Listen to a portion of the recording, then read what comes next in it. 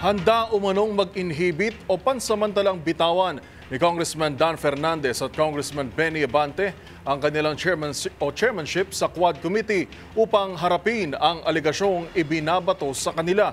Ito'y kaugnay sa pahayag ni Police Chief Colonel Hector Grijaldo sa Senate hearing na pinilit umano siya ng dalawa na patotohanan ang reward system sa kasagsagan ng war on drugs ng Duterte administration.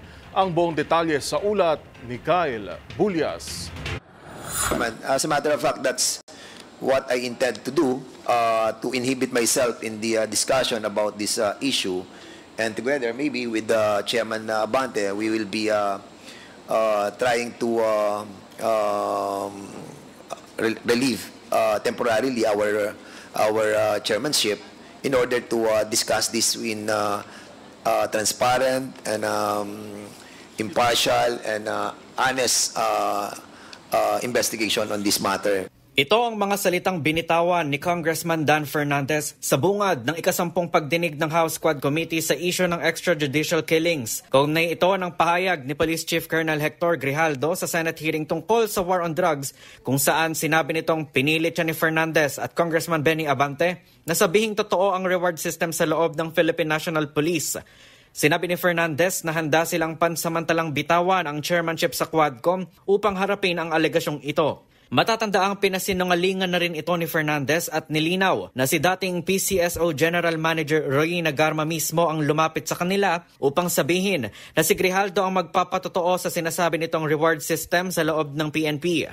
Ayon kay Fernandez, tinanong lamang nila si Grijaldo kung may nalalaman ito tungkol sa reward system, kung saan sumagot ito ng wala. Ito rin ang pinatotohanan ni Congressman Jervil Luistro sa Quadcom kahapon batay sa sinumpaang salaysay ng mga abogado ni Garma. If I may quote, Mr. Chair, the two lawyers state in this joint statement, we would like to shed light on the nature of the interactions we observe. The discussions were focused on ensuring clarity and understanding of Colonel Garma's affidavit, particularly regarding any knowledge Colonel Grijaldo might have about the reward system mentioned in it. At no point did any of the congressmen attempt to pressure Mr. Grijaldo into confirming to a predetermined narrative. Naglabas na ng show cause order ang Kamara laban kay Grijaldo matapos itong hindi makadalo sa pagdinig kahapon dahil sa sakit sa balikat.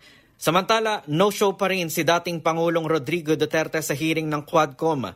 Dahil dito, sinabi ng ilang mga mambabatas na naduduwag umano ang dating presidente at iniiwasan itong harapin ang mga mas malalim na katanungan tungkol sa issue ng war on drugs. Para sa MBC TV Network News, ito si Kyle Bulias, una sa Pilipinas, una sa Pilipino.